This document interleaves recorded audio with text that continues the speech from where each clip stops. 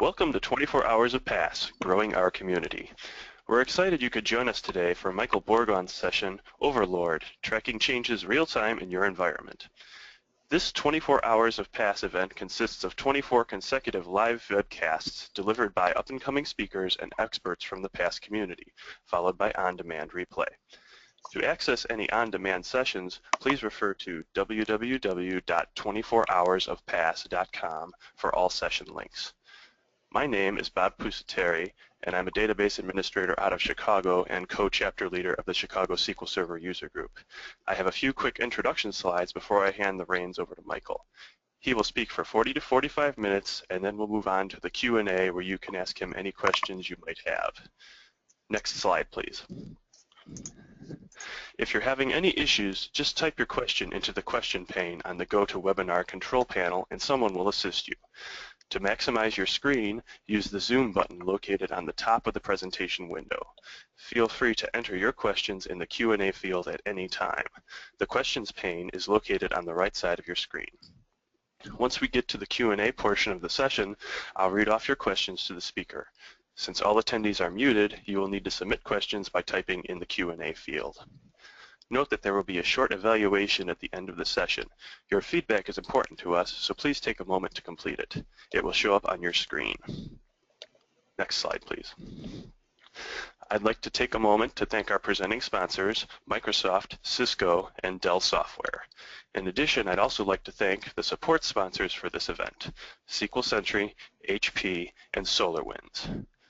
The staging of 24 Hours of PASS would not be possible without their support and dedication, and they are the reason this event is available free of charge. Next slide, please. Next, I'd like to bring your attention to the upcoming PASS Summit. Taking place in Seattle, Washington from October 27th to the 30th, PASS Summit 2015 will feature over 200 sessions with world-class SQL Server experts. Planned and presented by the SQL Server community for the SQL Server community, PASS Summit is single-handedly the largest gathering of SQL Server and BI professionals. With over 5,000 attendees from all over the world, PASS Summit is also a great place to network and meet face-to-face with experts, peers, and MVPs. More importantly, PASS Summit delivers on providing you with the answers to your SQL Server issues, along with the knowledge, strategies, and skills you need to stay ahead of the curve. Contact your local chapter for a discount code to save $150 off. Optimize your savings by registering before the end of Sunday, July 12th. To find out more about PASS Summit, visit www.passsummit.com. Next slide, please. And now, please allow me to present the speaker of the hour, Michael Bourgon. Michael has been a DBA for 19 years, working with SQL Server for the last 15 in the publishing, hedge fund, and healthcare industries. He's a senior database administrator overseeing over 130 instances and 80 terabytes in production with millions of transactions per day. You can find him on Twitter, his blog, and he also has a page on GitHub. And now I'd like to hand things over to Michael. Thank you, Bob. Welcome, everyone. This section is titled Overlord Tracking Changes Real-Time in Your Environment. Now, one thing I realized was that world, and so I decided to look and see how many different overlords I could find. And indeed, there's a whole bunch. Now, my goal is to be the benevolent overlord, but your mileage may vary. Quick agenda, we're going to have some cat picks. We're going to look about how we track code changes across our environment. We're going to talk about event notifications, service broker, do some examples, do some more examples, show how to do reporting on it, some tips and tricks, and then at the very end, a QA. So the questions we're going to answer: who, what, when, where, why, and how. These are all important. Who did it? What did they do? When did they do it? Where? My environment's very chaotic at times, and being able to go back, pretty much back in time, and see and be able to tell people, okay, this happened here and this happened here, is huge for us. And it's one of those things where I started writing it, got it going, was very pleased with it, and then realized, hey, I actually have a presentation because this is worth sharing. This is single-handedly one of the most awesome things I've ever come across, and hopefully I can get that across to y'all today. I've got former coworkers who have gone on to different companies, and to a man, they have all put it in their environments as well. That's how huge this is. So the one thing I do hope you learn today, save everything, save all the things. There's the database lifecycle, and there's DevOps, and there's all these new things that are old again and new again that come through and talk about closing the circle, closing that loop. And if you don't know what you did, then there's no hope in heck of repeating it. So who is this person? Who knows this person? I'm going to figuratively raise my hand. I'll raise on my webcam for a minute here, but I think I'll need both my hands. I've been there. I've seen that person. Who's accidentally dropped that big database? Heck, who's dropped the index? Who's added a unique index? Oh, that's not going to make a difference. Or decided, well, let me make this quick change. That's not going to affect anything. Or that deploy from 6 weeks ago. Here's an example. Couple months ago, we had a problem. Monday morning came in, one of our reports had 0 data. And we started looking at it independently. The guy who wrote the code and me. Within about 5 minutes, I'd figured out, okay, it was this deploy, this date, here's what happened. About a minute later, the guy comes up saying, hey, I know what happened. I'm like, yeah, that's that deploy from 6 weeks ago. He's like, how do you know? Yeah. Don't be reactive. Don't play detective. We always have to play detective, right? We've got all this code, and we need to be able to react on it really fast. Be Batman. Always be yourself, unless you can be Batman. Now, ironically, Batman is technically the world's greatest detective, and so I'm more like Wonder Woman, where I've got the lasso of truth, and I force the servers to tell me what they know. So where do we want to keep it? Pretty easy. There's a bunch of places on here. We'll actually go over all of them. And why wouldn't we want to keep it? I honestly don't know. This is one of the things where a week's worth of data is awesome, 2 weeks is great, a month, invaluable, 6 months, even more so. I've got servers that go back literally years. So what are the different ways to do this normally? Well, there's what's called the default trace or the black box trace. That gives you some of this. You could do a custom trace as well. For some of it, there are SSMS reports. It does age out if you've got the right config settings. However, you still need a way to import it. You've got to, pull the servers every few minutes? Finally, and this is kind of a biggie, it's going away. Trace has been deprecated. So the next one is DDL triggers, which are synchronous, local, and there can be issues. The synchronous means that whatever the trigger is doing, if you're writing to a log, that has to finish first. If something happened to that database, you may be in for an interesting day. They're local, so again, you still have to pull them over to some one place. And in my case, I know there are people who have it working. Last time I tried doing DDL triggers on a massive scale like this, I wound up breaking patching and replication. And it took me a few hours to figure out that it was that thing I did several weeks ago. There's SQL Server Audit, which isn't really meant for code. It's meant for auditing, like SOX. It's meant for access. Now, the other problem is if you are in Enterprise, you're set. However, the Standard Edition is lacking. Yes, in 2012 they started adding stuff. However, it's not all there. All the fun stuff isn't necessarily covered. There's WMI alerts via SQL Server Agent. There's a fantastic blog post by Svetlana, and I'm sure I'm butchering this, Golovka, using WQL. Highly recommend you read it. It's awesome. And behind the scenes, turns out, it does what we're about to do. There are several third-party tools. Apex has one, Idera's got one, Redgate's been doing a lot lately, but they require things locally. Some require agents. They have polling intervals. There could be even databases you have to add on each of your servers.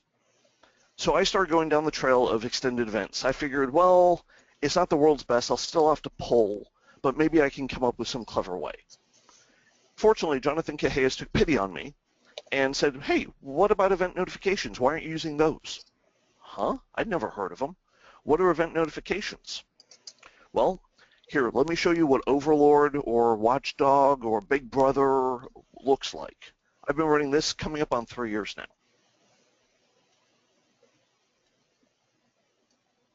Okay, here we are. We're at 24 hop.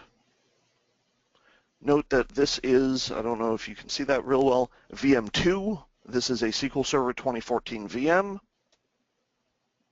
Okay, now we're going to go over to VM1, which is a standard edition 2005 server.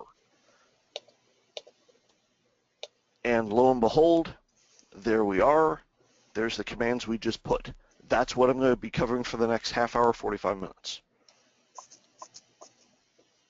What are event notifications?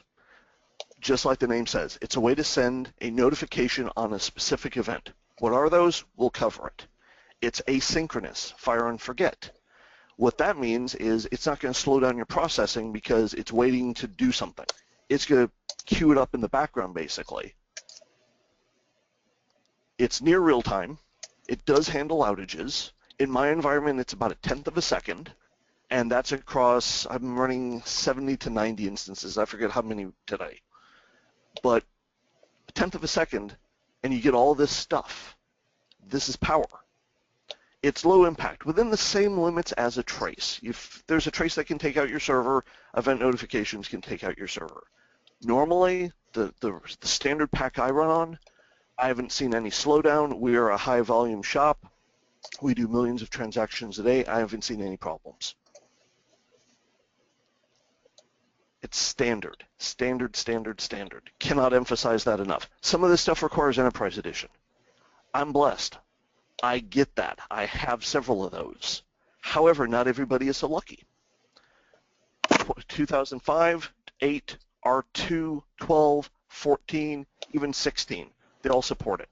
It uses Service Broker, which was built in 2005, and along with the XML support.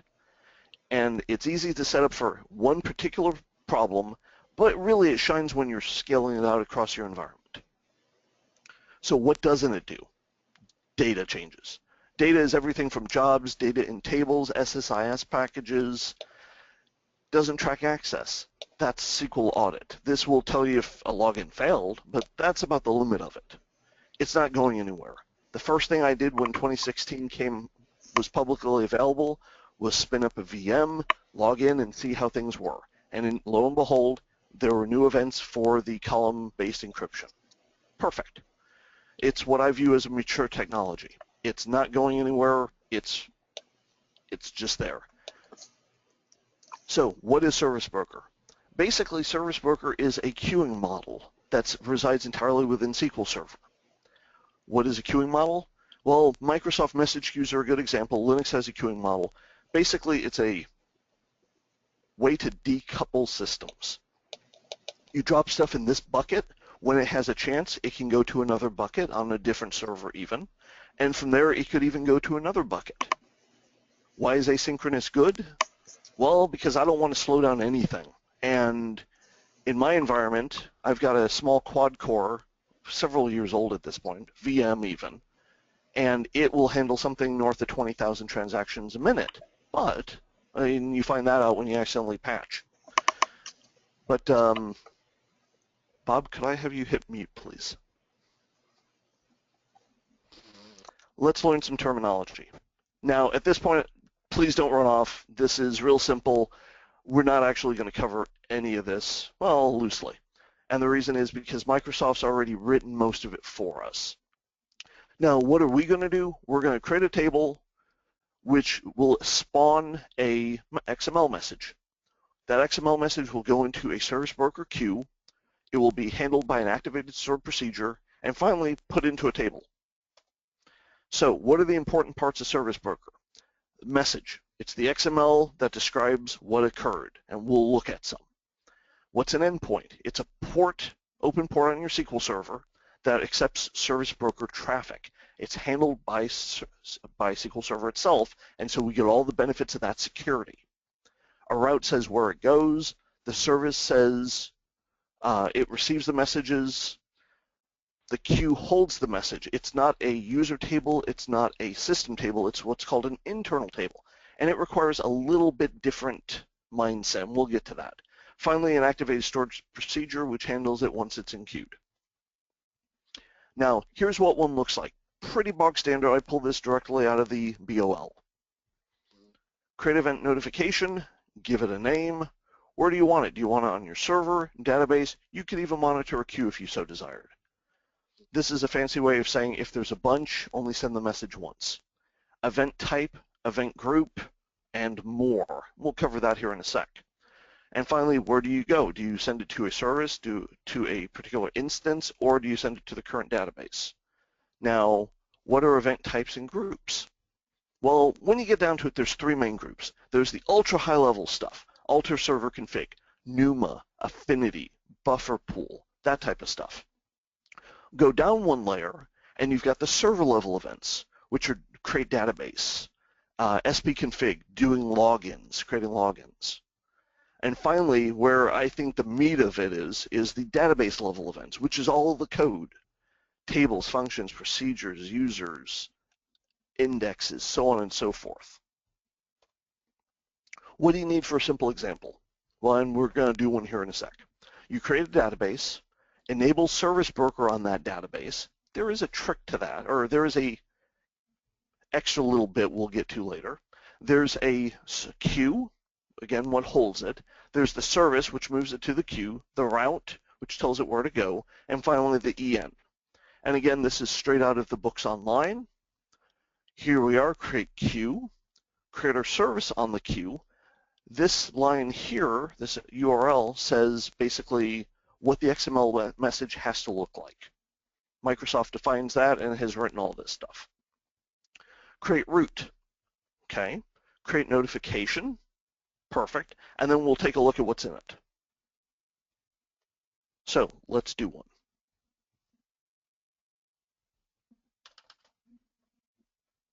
Okay, create database, alter database, use database. Create queue, create service, create route, create the event, and finally see if there's anything in the queue.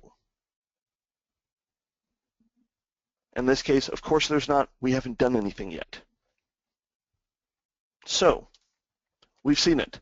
Now let's actually do a code change, view the message, and cover receiving versus reading. It's a queue. You don't want to let the queue back up too much. And so when you pull a message off, you do what's called receiving it. A select would just give you the data. You wouldn't want to delete it for various reasons. The way that we handle it is via receive. Now, the best part about this is it's all transactionally bound. And let's see what that actually looks like.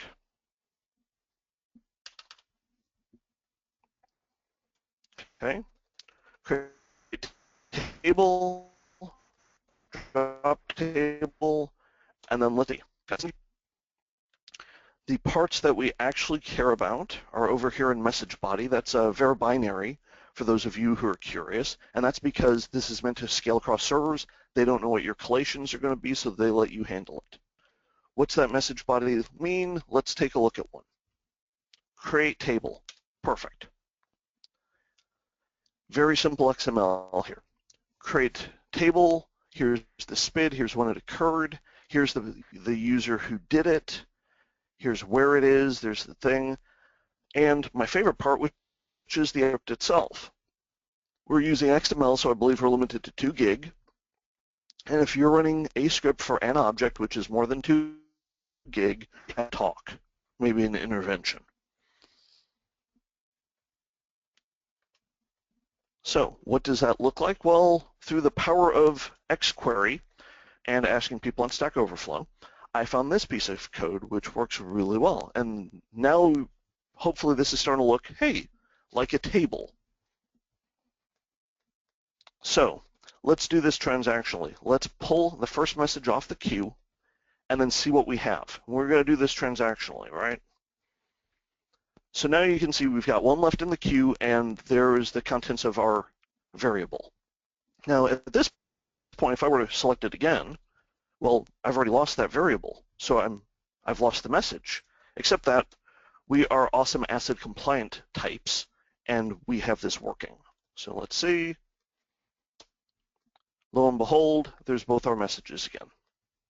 Finally, how do we clean up? Let's drop our event, our service, our queue, our route, and the database even. So, fake poll. This is normally the audience participation. However, there's a bunch of you, so we're going to hold off on it. Who likes XML?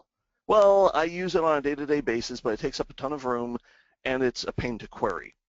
Fortunately for us, what's called the XSD for XML, for this particular XML, is non-existent. It's a really simple schema, though, and so we just use the value function. And what's that look like? Okay, so event instance, event type, create table. Okay, so we select out the value, / event instance, event type, and then this basically says grab the first one, and it has to be varchar 128. Not too big a deal. So what's that look like in production? Here we go. And at this point, I'm going to cheat. As we saw at the very beginning, I'm already running this behind the scenes, so I already have a repository of what we've been doing. So let's take a look. Hey, look, here's all the stuff I've been doing. There's me dropping all those different events.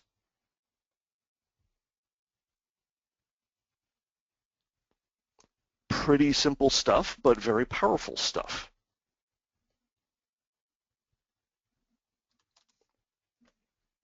So I had this running, very pleased with myself, and my coworker, who I'll call Walter, said, well, I hate this Big Brother stuff.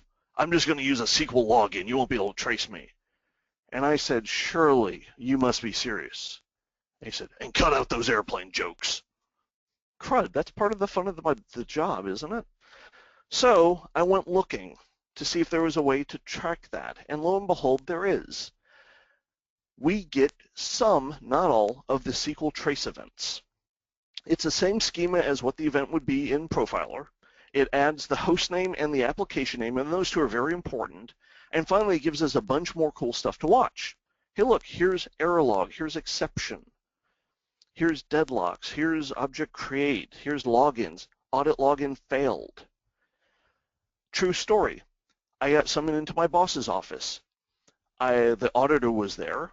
He had the scythe, he had the big hooded robe on, and he said, I want to know when the failed logins occurred, and I want a report of them. I said, oh, okay, that's awesome. How far back do you want? Do you want 6 months? Do you want the past year? Do you want it going forward? Do you want it instantly when it occurs? Do you just want it once a day, once a quarter? There was a pause. It's like, oh, you guys are more advanced than we thought. And while he's telling me this, I see out of the corner of my eye my boss, and my boss is grinning like a fiend. And I knew it was going to be a really good year for a raise. So what do these look like in production? Let's take a look.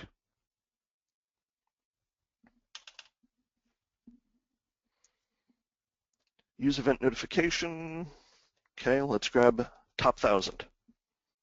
Just take a look at one. Okay, we know all these here. There's an object created.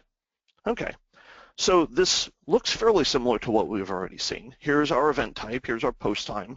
We get the SPID. Okay, we get a database ID. Well, we can work with that. We do get the domain name. Okay, host name is the actual machine it was run on. Another true story. We found during one of our audits that a UI user had modified a piece of code, and we couldn't figure out how the heck it occurred until we went and looked and saw that this was indeed SSMS, and this host name was a desktop. And I went over to that developer's desk with the stick of truth and the stick of correctness, also known as the stick of don't do that again, and we all agreed that they wouldn't do that again. And then we revoked those perms. What else do we get? Yeah, there's some other stuff in here, but that's the gold of it. In this case, hey, look, we actually did get, there's a statistic. Okay, you don't always get that.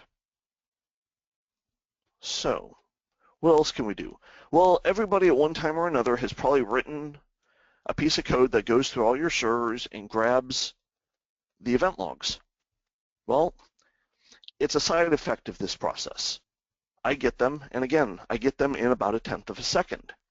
So that gives you a lot of power because you can react on things before your monitoring software potentially even picks up on it. So we've seen how it gets in, we've seen what it looks like. How do we process it once it gets there? Well, there's a concept called an activated stored procedure. Every time the queue gets a new message, a reader spins up or is already spun up. It fires a stored procedure, so you get one stored procedure. You can have multiple readers, and by default it's two. Two will, on my old quad core, like I said, handles 20,000 a minute, but it will chug through it as it can. Any errors that occur get passed to the SQL Server error log, and that's because there's no concept of a console or whatever for it to respond to. So check that out once in a while. So my activated stored procedure is innovatively named parse en messages, and all I do is I basically use the code, and let me pause at this moment to say that everything that you're seeing here is live, in production, and already posted on my blog, the Baking DBA. You can ping me on Twitter, you can ping me on my blog, we'll come up with ways. But you can download the code right now and look at it if you want to. All we do, though, is we shred the nodes and we compare to our blacklist. Now, on our blacklist, we can just say simple stuff like ignore tempdb, ignore event subclass 0. But we can also say skip that event subclass 0 just for object created. We could say, hey, all those error log messages that SQL prompt throws because it's doing DBCCs behind the scenes, don't write those to the database. Or this one particular database that has a lot of objects created and dropped, skip those. We don't care about that. And whatever's left goes into the database. So what's the actual table look like? Well, it's going to be a disappointment because there's nothing new here. This is what we've been looking at for the past little bit. Select top 100. Here we go. What is it? There's our drop database statement. Here's all the code we've been running. Here's all the code I've been running for a long, long time. And this is just sitting in a table. Actually, I have to prune it once in a while, but it's hard to prune because we like having all the data, so we have to come up with interesting ways to slice it. So, what kind of stuff do I watch for? Config changes, DDL changes. Objects change because of that ability to see the host name. Error log, which gives, if you look at SSMS, you get a certain amount of detail. If you look in the event viewer, you get more detail, and that's what we get out of this. And so in my environment, we have large work databases, we have large tempDBs, but we have large data sets in Cartesians, and people who don't know what Cartesians are. And so they'll get in, write a query, and after a few minutes, it'll blow out tempDB, and I'll get a message on my side that says, hey, database file full, query came from this particular user, and I'll drop them an email. And as far as they know, all they know is that they wrote a query, it ran for too long, it broke, and then they immediately got an email asking how could somebody help them. And you go from 0 to hero in that instant. So what other stuff can we do? Well, we mentioned deadlocks earlier. Let's take a look at what that looks like in production. On our side, it's actually pretty simple. We just add one event, deadlock graph, and then we pull out the code and view it in SSMS. The XDL is the file extension. SSMS views it as a specific type and will view it graphically. We'll take a look here. There's a way to do this where you just have a basic event notification that emails you an XDL whenever there's a deadlock. Jonathan Cahellas wrote the article. It's fantastic. It uses certificates. It's a great intro article. Why would you want to use this instead of system health, say the people who are on 2008, R2, and above? Well, for one, I get this in real time. If you get the deadlock, you have to go track it down, go to that server, query it. This way, it's all handled behind the scenes. In addition, system health won't always return the deadlock graph. It can be too large. Finally, I tried running it one day, and it took 10 minutes on one of my servers. at which point I gave up. So this is better, in my opinion. So let's see what that looks like. We're going to do a really simple one here.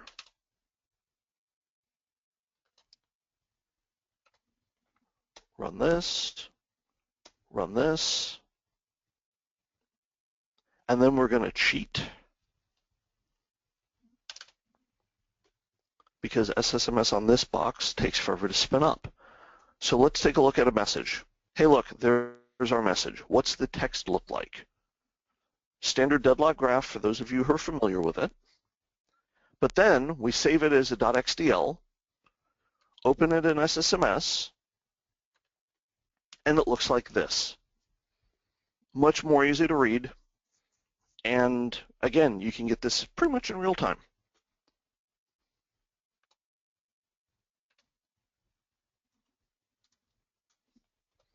So, congrats, 30 minutes in, we've done single server event notification. However, like I said earlier, this scales out really well. It's meant for it, and it shines when you're doing it that way. So let's cover multi-server event notification. It's actually really simple to set up.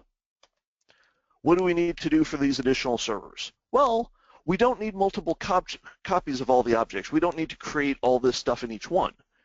In reality, we're going to use the service worker features, and we're just going to, well, we've already got a central server to receive the messages, so we'll use that.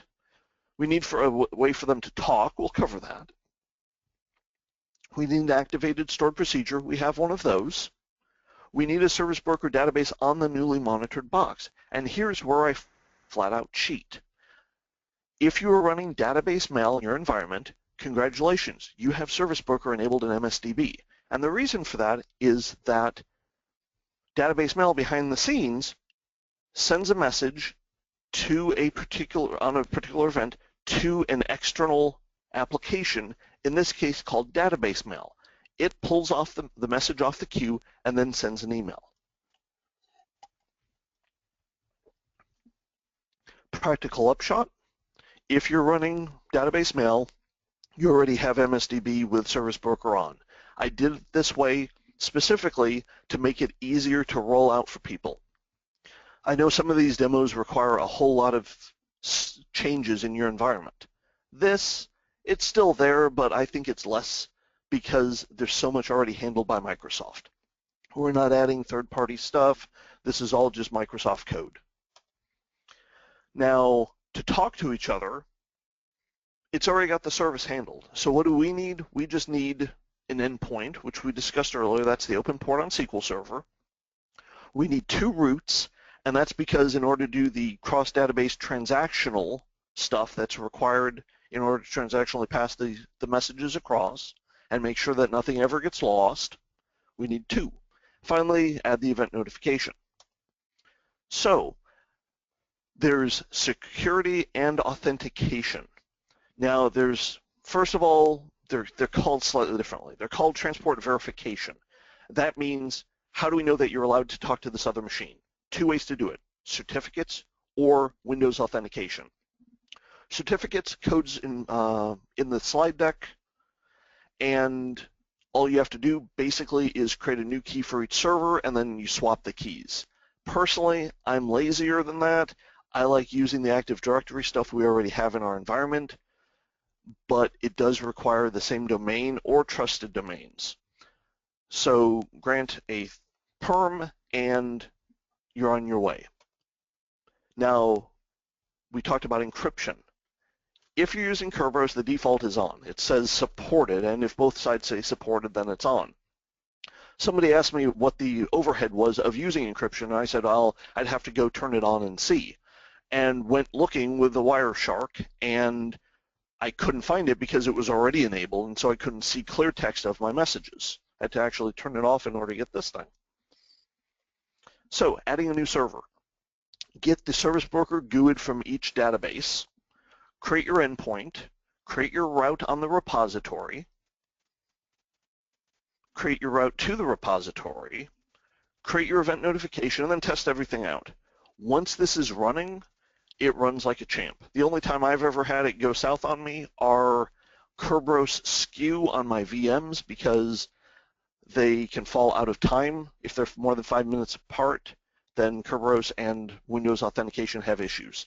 Also, if your server has been up for more than a year, the network stack at some point starts to get a little hinky, a little off, and I notice this usually a couple days before the systems folks say, hey, something's up with this machine, we can't RDP to it. We have to reboot it. Yeah, I told you that a day ago, guys. Finally, if you want to go fancy SSMS reports, you can do link server.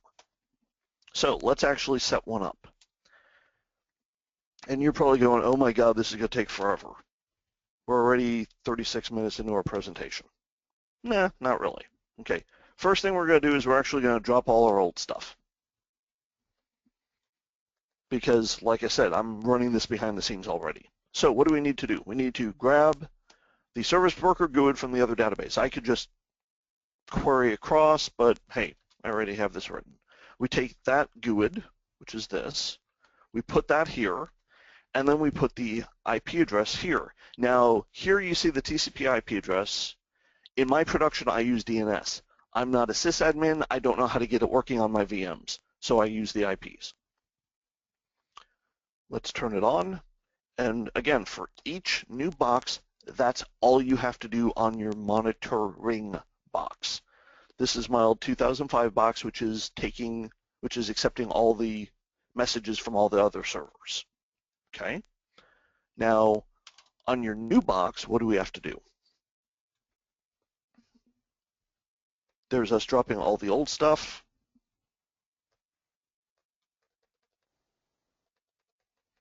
And then there's us getting that service broker GUID.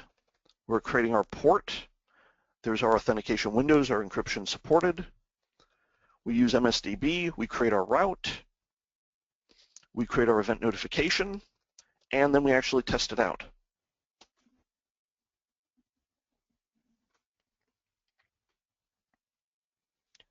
And hey, look, lo and behold, perfect. There we are. And let's see, that was 57.457, 57.623, so a little more than a tenth of a second across my VMs. In production, like I said, about a tenth of a second. So, how do you set it up automatically? Well, good question. I already have a tsql/PowerShell scripts to do that. They're included in the zip file. You could run it by hand, do what we just did. You're probably only ever going to do it once per machine, right? Unless you're adding events. Well, I'm lazy, and I also wanted to hand it off to somebody else, and so it's a script that runs when we build out new machines.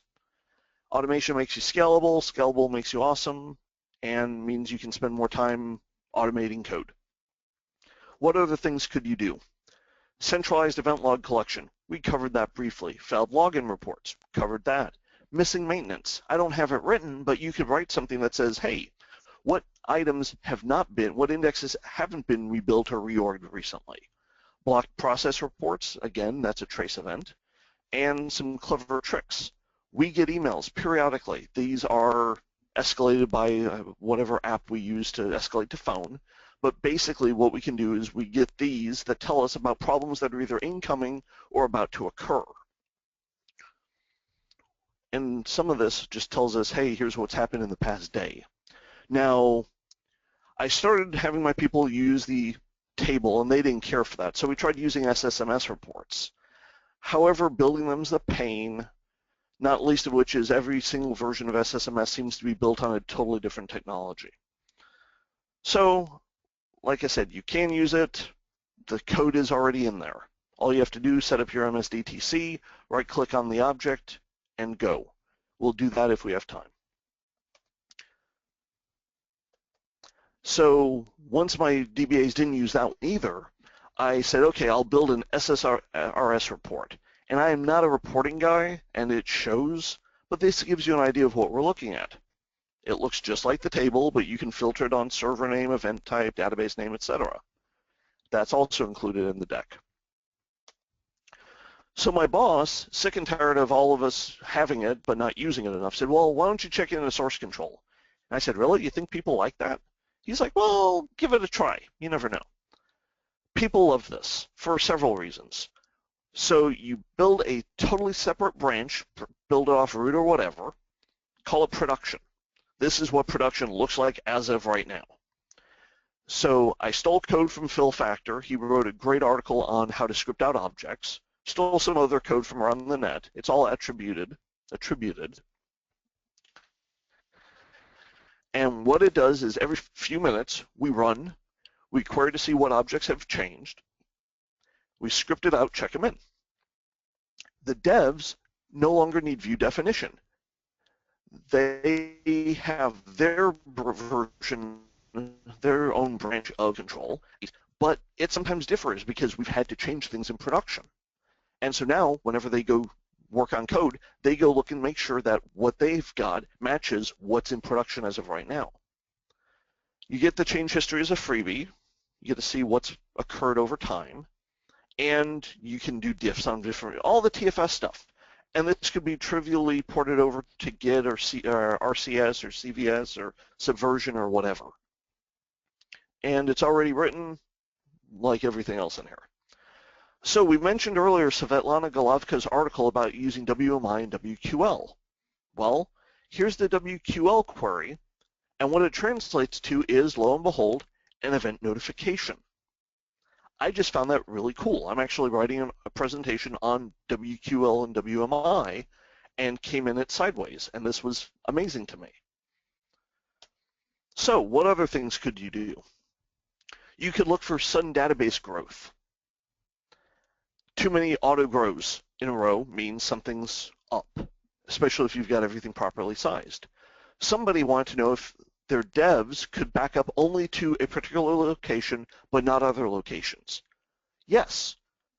Pull the table. If you see that one's going to the wrong place because backup database is a watched event, then find that machine, go over to it, and you have the SPID, kill the SPID. We also recently had a problem with tempdb. Our log drive would vanish. If the tempdb data file goes away, well, SQL Server shuts down. If the log file goes away, though, it goes into this weird mode. So we use this to track it down. There was also a bug in 2012, the RTM, where if your model was in simple mode, any new databases would think they were in simple mode, but were actually in full mode. So we use this to automatically fix that as well. We track down a bad app login. Honestly, think about all the stuff we've covered, all the different events, all the different ways to track code. In a tenth of a second, what can you build off of that? I think there's tons of stuff that I haven't even thought of yet that y'all will, and I'd love to know about it. So, service goes down, queue backs up. It'll retry every minute or so. So, some caveats. The big ones are it's asynchronous, but it is transactional. If you roll it back, then the event will not work or will never have been technically fired. However, the trace events are a way around that. SP rename is not watched only in 2005, 2008 and above it's watched. Detached database, there's no easy way to get. The host name, oh, how I wish that the host name were in the actual EN events themselves. It would save me a whole lot of effort. Here's a connect item. If you all appreciated my session, I'd love to know, and I'd also appreciate if you could vote on these items. Hackathon isn't supported either. That's kind of troubling to me, but there's a connect item for it. And you may be wondering, if you create a login, won't the password be sent in the clear? No, it'll send the asterisks, and also you're encrypted, right? So, some other caveats. There's a thing called a poison message, which needs to be addressed at some point, but is really outside the scope of this basic session. Troubleshooting, here's some stuff I've included. Here's a bunch of the system views. And finally, some great people to read and some blog posts and some tools, to be honest.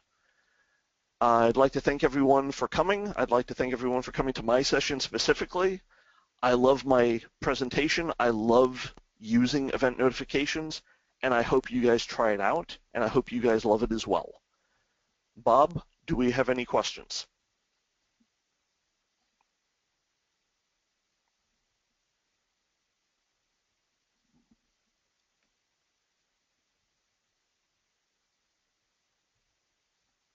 Okay.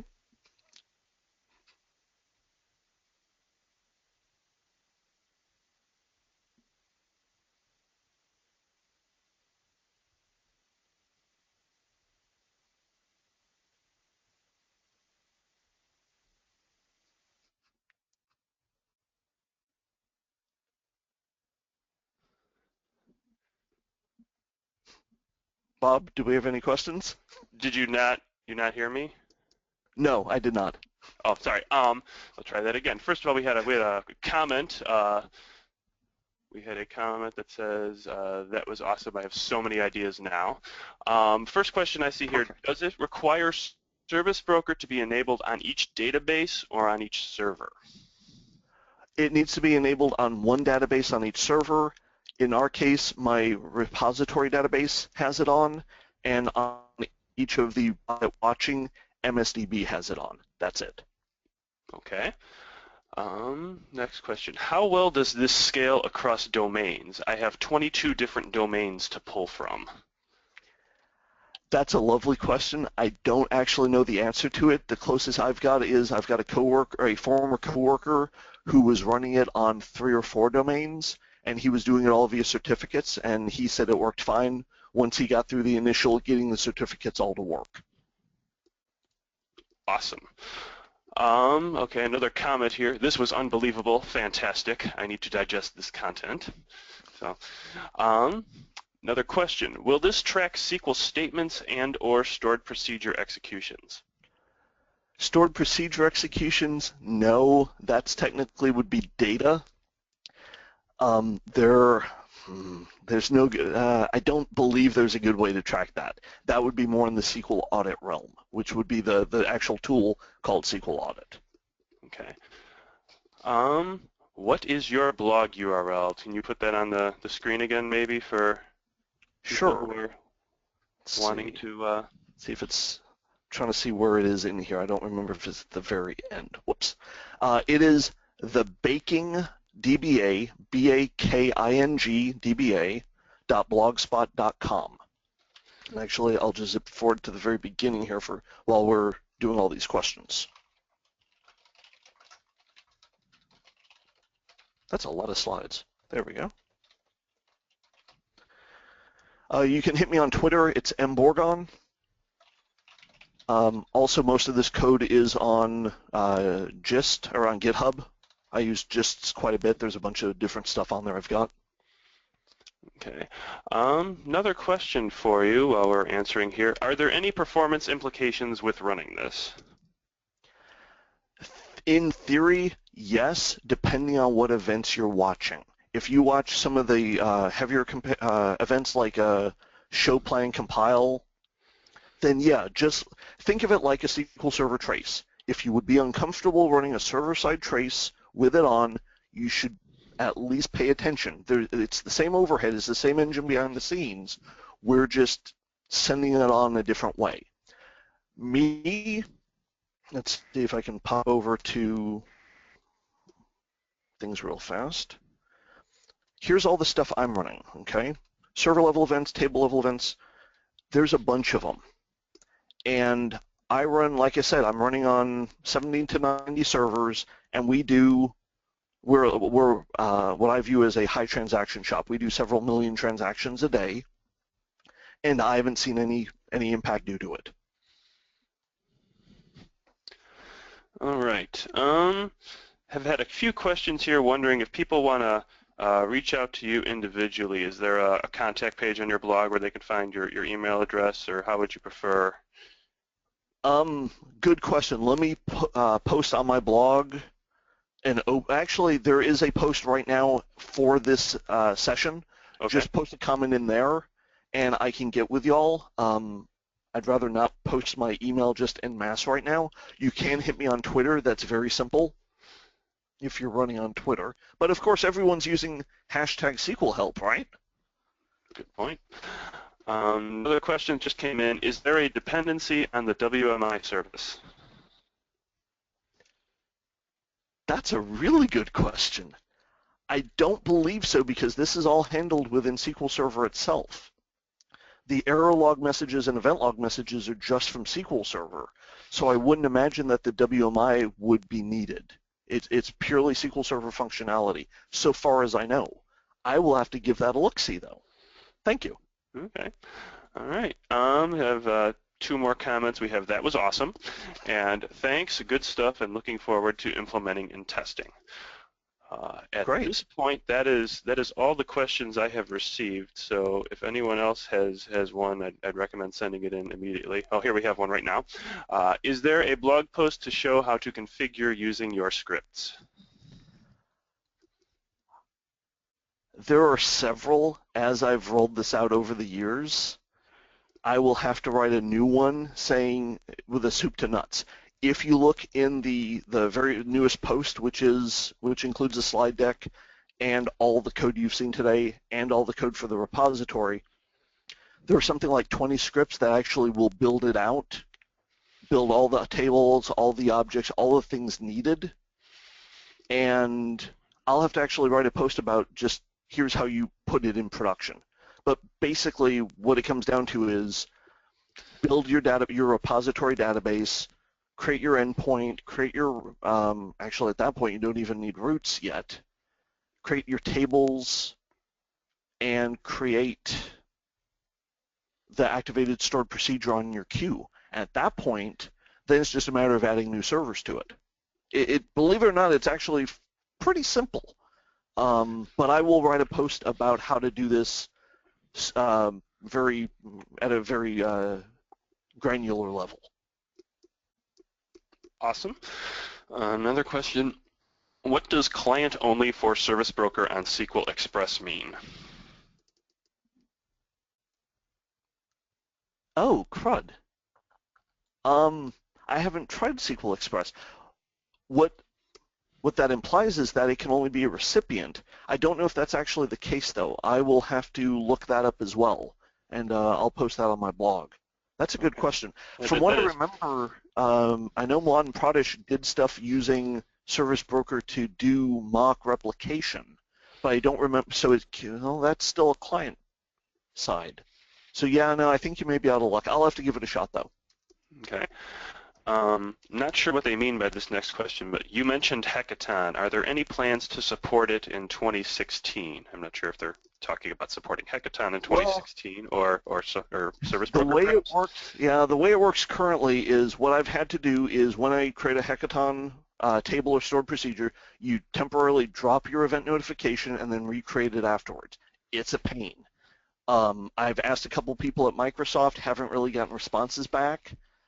I think that if lots of people voted on those 2 Connect items, that I would actually see some action. There appear to be a bunch of you in this session, so go vote. Okay.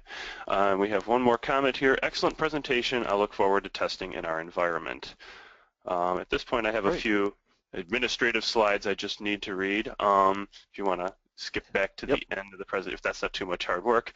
I'm working on it right now. All right. Thank you for attending. Oh, there we go. All right. Thank you for attending Overlord, tracking changes real time in your environment. I'd like to thank Michael for his time and his expertise. Again, I would also like to thank our presenting sponsors, Microsoft, Cisco, and Dell Software, and our supporting sponsors, SQL Sentry, HP, and SolarWinds. We hope you enjoyed this session as much as we did. Follow along on social media with @Pass24Hop and share your thoughts on the event with hashtags, #Pass24Hop and #SQLPass. Stay tuned for our next session, Making the Leap from Developer to DBA with Amy Harold, happening in just a few minutes.